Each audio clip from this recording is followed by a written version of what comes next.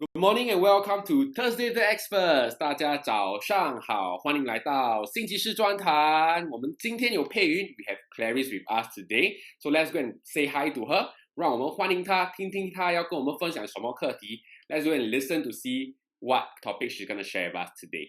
Hi Clarice，佩云你好。Hi Alvin, hi everyone，大家好。Clarice, what are we gonna talk about today？ 佩云，我们今天要探讨什么课题呢？ Okay, so we shared about salt, we shared about sugar. Today we're going to talk about another risk factor, which is your high blood cholesterol, which is the risk factor for stroke and coronary heart disease, the number 2 cause of death in Singapore after cancer. 所以我们今天呢会讨论的是高胆固醇，它是中风和冠心病的一个发病的原因，这也是我们新加坡续癌症之后的第二个大的死亡原因。因为我听过，也是我们比较瘦的朋友或比较年轻的朋友，也可能会有高胆固醇。I've actually heard before younger people or even skinnier people as well, they have also a chance of having high cholesterol. So we're going to talk about some common questions about cholesterol. Am I right? 我们今天要探讨一些关于这个胆固醇比较人家比较多的这些问题啦，我们要探讨一下，我们要一起讨论一下。We're gonna discuss some of the common questions. We're gonna talk about it a bit. Okay? Yeah. So yeah, of course, you're absolutely right, Alvin. So too much cholesterol means like fat is being built up in your blood vessels. So therefore, when your blood vessels becomes blocked, the blood flow is being reduced with lesser blood getting to parts of your body that your body needs it. The heart muscles becomes damaged, so this will lead to heart attack. And then when the blood flow stops to your brain, it may suffer a stroke. So anyone who is not living, having a good lifestyle management, may happen to them. 所以当你有太多的胆固醇的时候，这意味着你的脂肪呢会塞在你的那个血管当中，就会累积，会导致血管阻塞，所以因此你的血的流量会减少。所以随着这个更少的血液流到你身体需要的部位当中呢，就好像比如说你的心脏的那个肌肉呢可能会受损啊，导致心脏病爆发，还有你的流向大脑的那个血液会减少，你会中风。所以今天呢，我们要探讨的是5大关于高胆固醇的问题。So today we're going to explore 5 different true or false pertaining to cholesterol questions. What better way to learn than playing a game? 我们没有什么更好的学习方式，我们就要玩一个游戏。我们会有5个不同的这个问题。We have actually 5 different questions. All you need to do is to say true or false. 你们只要讲是真还是假。让我们去看看我们第一个问题。Let us go and see our first question.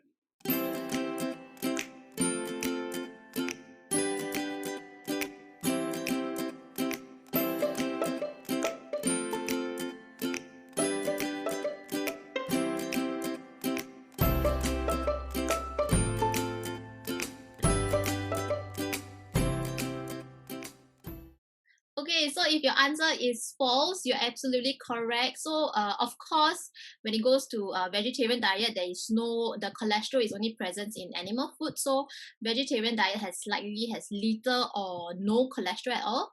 But other than the intake of dietary cholesterol of high fat, the key to managing blood cholesterol levels is managing the types and amount of dietary fats that you are taking in. So, having good fats such as your monounsaturated fat and your polyunsaturated fat in replacement of your bad fat such as your saturated fat and trans fat can help to lower blood cholesterol levels. 所以呢，如果你的答案是错误的呢，你是相当准确的，因为虽然那个素食的饮食可能比较少，胆固醇啊还是没有脂肪，除了摄取少一点的那个胆固醇外的食物，你也是必须控制或调节饮食中的脂肪类还有数量。所以，例如你要用一些不饱和脂肪和多不饱和脂肪的食物来代替这些饱和脂肪，好像肉类啊、红肉类之类，还是反式脂肪的食物，可以降低你血液中的胆固醇的那个平衡啊。听了佩云说了这么多 ，After hearing Clarice, I think I see a trend. 我看到有一个趋势，就是我们要对付不同的问题的时候 ，when we tackle different problems, there's actually not only one single way to do it. 我们要对付问题的时候，不只是有一个方法，通常是不同的方法放在一起是最好的。The best is sometimes taking different strategies and practicing each and every one of them would be the best. So that's our first question. 那就是我们第一个问题。让我们看看我们第二个问题 ，our second question。Okay, so many of you might have questions regarding eggs. So whether eggs is bad for your heart, the answer is false. So if let's say of course, things that are very high in fat contributes to clogging of the arteries and heart attack, but labeling eggs as a bad for your heart is not connecting the right dots. So many healthy people can eat an egg a day without problem since the body simply compensates the cholesterol intake by manufacturing less cholesterol itself. So the concern about heart disease culprits are actually your saturated fat and trans fat, which have a much greater impact on raising blood cholesterol. So, and especially it's people who are prone to such conditions like people with family histories of high cholesterol. 所以当你在吃鸡蛋的当中，它不是一个坏的现象，因为可能很多人说啊，胆固醇是一个很对你的脂肪物质会导致你的心肌梗塞或者是心脏病发作，可是把鸡蛋说成它是对你的心脏有害，它是一个错误的观点。所以大多数健康的人每天都可以吃一个鸡蛋是没有问题的。所以因为人体会通过自己身体的本身来减轻你的那个胆固醇来补偿那个摄取量，所以导致呢心脏病的主要罪魁祸首应该还是你的饱和脂肪，还有你的反射脂肪。所以尤其是家族有高胆固醇的风险，它相当于会更大的影响力。但是呢when we say this is because when you need to be cautious what you usually eat with your eggs. For example, nowadays people are eating eggs with like bacon, sausages, ham, or cooked eggs with a lot of oil when you fry your eggs. So that's where your saturated fat comes from. So remember to keep your intake of cholesterol levels still within the recommended suggestion of 300 mg a day. That will be roughly recommended about 6 eggs in a week as a guide. So 如果当你还是要注意，当你吃鸡蛋的时候，这类的食物，平时都会吃，好像培根啊、火腿或者是香肠，还是你可能煎那个蛋的时候，会用很多油，这些都是那个反式脂肪的来源。还有那个饱和脂肪的来源，所以当你还是要记住，每天还是摄取量呢，大概是控制在于300 mg 的那个胆固醇里面。这样你作为一个概念，大概是6粒鸡蛋，一个礼拜大概6粒鸡蛋就好了。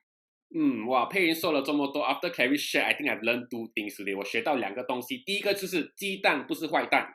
The first one is the egg is not the bad food source.So basically, we have to control our food intake. 我们自己要控制自己饮食量啦，对吗？不要讲鸡蛋不是坏蛋，我们就一个星期吃10粒这样。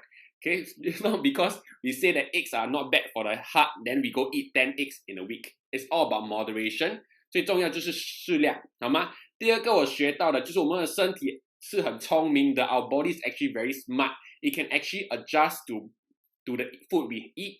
它可以自己调整我们吃了什么，它可以自己调整它要创造多少啦，所以我们身体可以适应我们饮食的这个习惯啦。可是不是说吃10粒它就不会适应啦，我们自己也是要注意一下，因为会有一个限制。比如说你 take note because our body can't adapt to excessive food intake as well. So these are points to take note. 这就是我们要记住的这些提示，好吗？我们已经做完了2个不同的问题。We have already finished 2 questions. We have 3 more questions to go. 我们还有3个问题。让我们去看看我们第3个问题。Let's go and see our third question.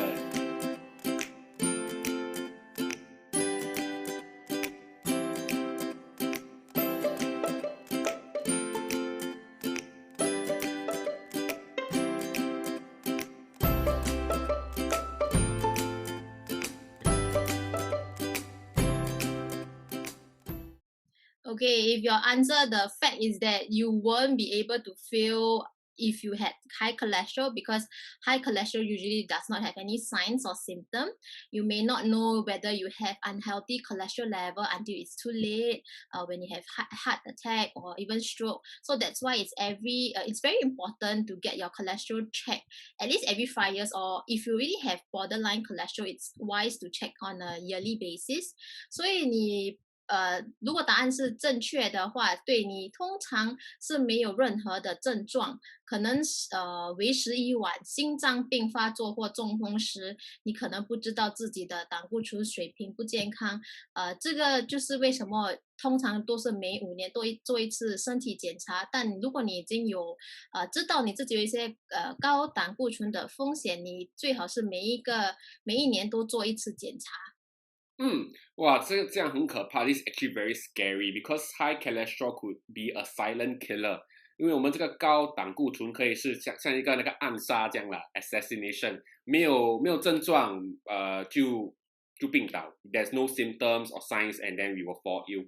So this is very important, like what Clarice mentioned, to always go for a yearly checkup. 就是很重要的，就是要常常到了一个年纪，我们要常常去做我们的个身体检验。好吗？让我们去我们第4个问题。Let us go on to our 4th question.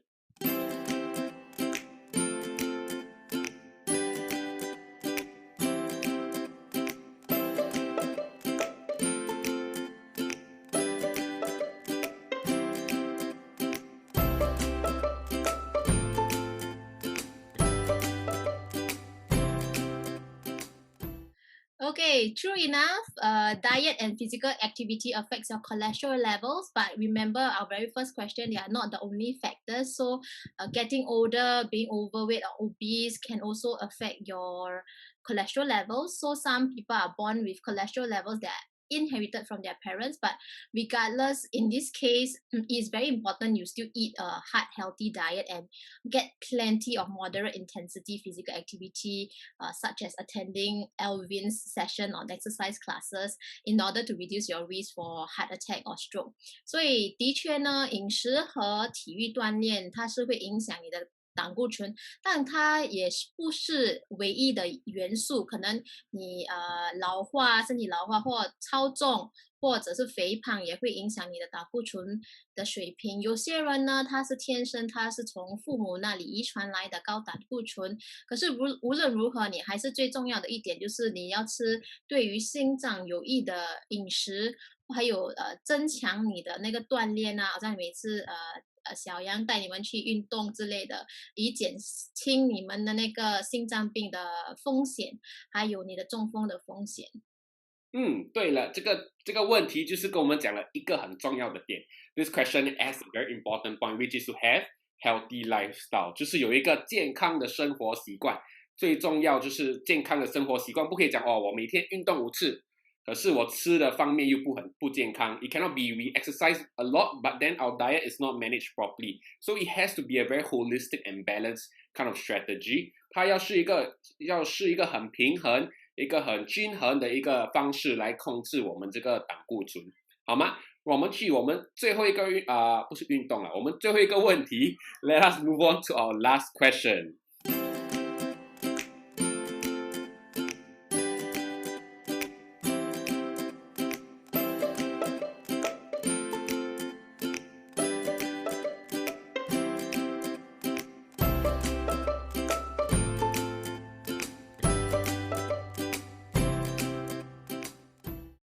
Okay, doesn't mean that you started to switch butter to margarine will help lower your cholesterol levels. That will be false. So not necessarily. So butter is high in saturated fat and some has trans fat. So and in some types of margarine, they are even high in both types of these fats. So it's also important that how much spread you actually put onto it. You know, like places that actually give you very thick slices of butter or margarine. So liquids, margarine or soft margarine in tub where you usually use tend to be lower in fats, but bad fats. But most importantly, you need to compare the labels and choose those without trans fat or read the nutritional label that has no hydrogenated oil in the ingredients. That will be the safest choice.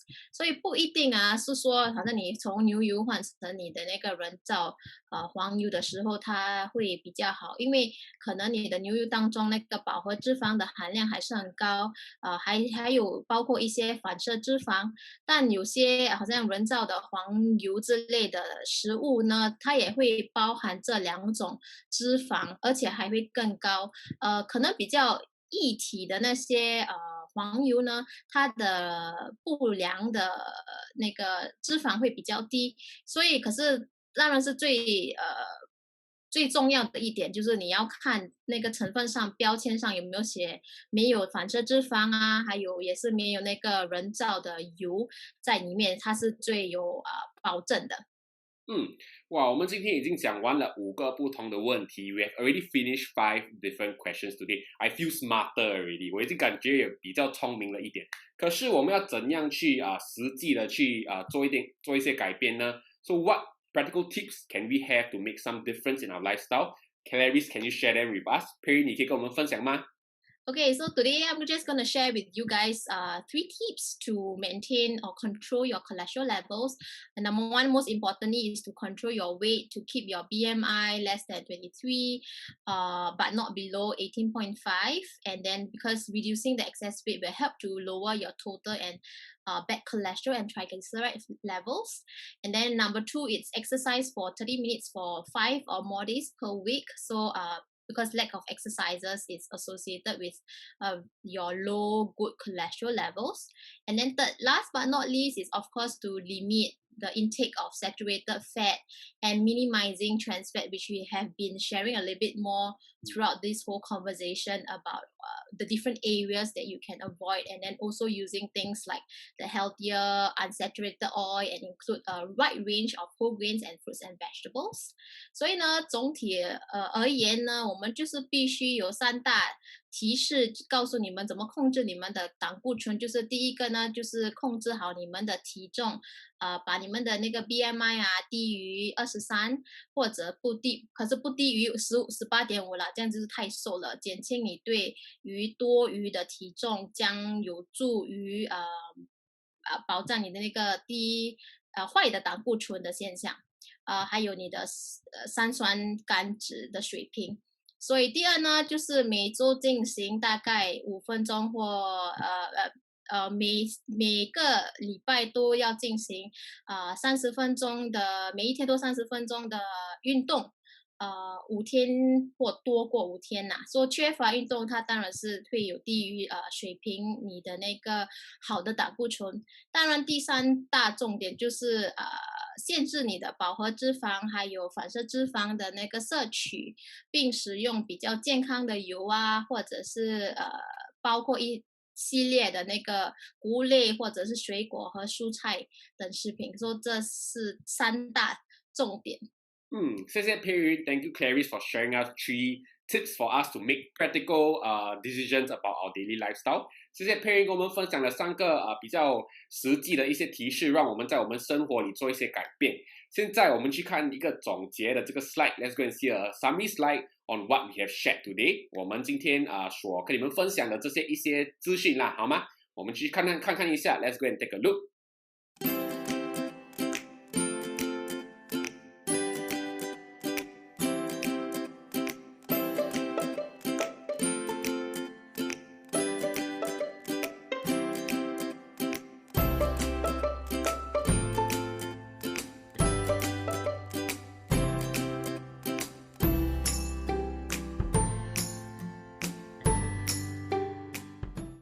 OK，welcome back，欢迎回来。我希望你们今天吸收了很多珍贵的知识。I hope all of you have absorbed a lot of this wonderful and important information.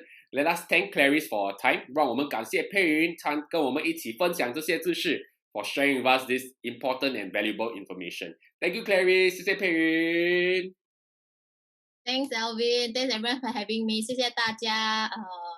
今天分享了一些胆固醇类的一些知识。So today I shared a few cholesterol related myths and truth. I hope you guys have a heart healthy meal after watching this video. So 我希望你们大家都可以吃的比较健康啊，对于心脏良好的一些食品。对了，记得如果你们有什么问题，你们不要犹豫，可以在我们 Telegram 应用程序里跟我通话。So if you have any questions or things that you're unsure of, don't worry. We are always available on Telegram. You guys can just drop us a message and we'll try our best to answer your questions. Okay, thank you so much. I'll see you all tomorrow again. 我们明天再见，好吗？一样时间8点半 same timing at 8:30. 谢谢你们，拜拜。拜。